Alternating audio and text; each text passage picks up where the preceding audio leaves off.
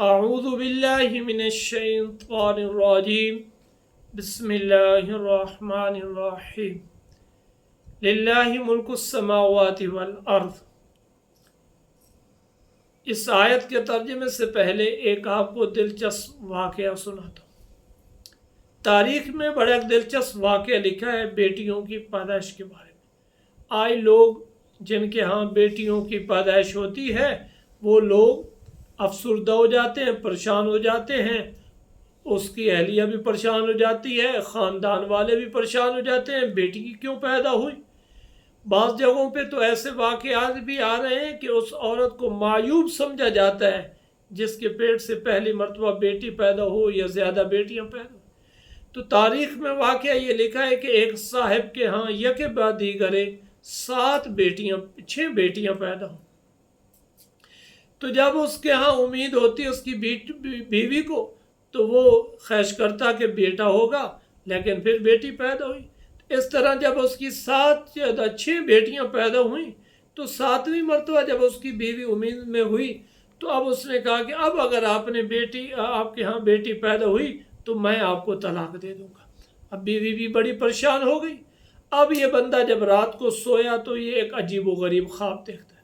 خواب یہ دیکھتا ہے کہ جہنم برپا ہو گئی ہے اور اس جہنم جب قیامت برپا ہو گئی ہے اور قیامت کے دن اللہ نے میرا حساب و کتاب کیا ہے تو میرے گناہ زیادہ ہیں، اس وجہ سے میرے لیے جہنم کا فیصلہ ہوا۔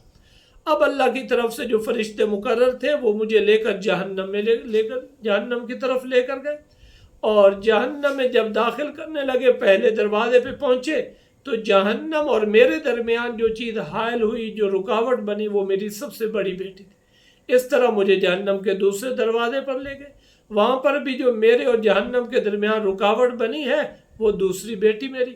یوں کرتے کرتے میرے 6 دروازوں جہنم کے گیا تو ہر دروازے پر میری بیٹی موجود ہوتی اور وہ مجھے جہنم سے جانے سے روک دیتی، اور اس طرح فرشتے مجھے اگلے دروازے۔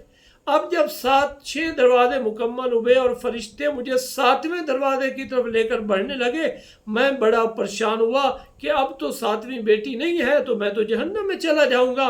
اتنے میں میری آنکھ کھلی اور میں بڑا پریشان تھا، تو پھر میں نے اللہ تعالیٰ سے توبہ کی اور میں کہا اللہم ارزقنا السابعہ، اے اللہ مجھے 7ویں بھی بیٹی عطا کر دے۔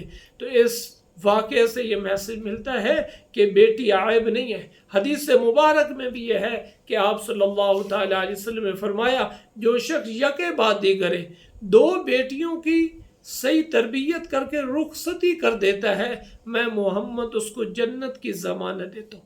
اب میں نے جو آیت پڑھی ہے اس میں اللہ تعالیٰ کیا فرما رہے ہم سے وہ سنیے۔ للہ ملک السماوات والارض، اس زمین و آسمان کی بادشاہت کس کی ہے؟ اللہ تعالیٰ کی۔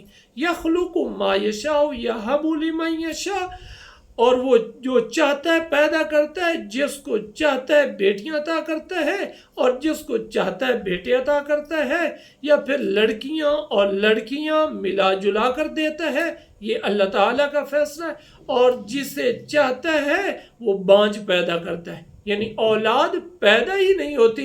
وہ سب سے بڑے علم والا، سب سے بڑی حکمت والا ہے، سب سے بڑے خبیر ذات ہے، سب کچھ جاننے والی ہے۔ اس لیے اپنی بیٹیوں پر یا کسی کے ہاں بیٹی کی پیدائش پر بندے کو پریشان نہیں ہونا چاہیے اور اس عورت کو معیوب نہیں سمجھنا چاہیے، کیونکہ بیٹیوں کی پیدائش میں صرف عورت کا عمل دخل نہیں ہے، بیٹیوں کی پیدائش میں سب سے زیادہ عمل دخل خامد کا ہوتا ہے۔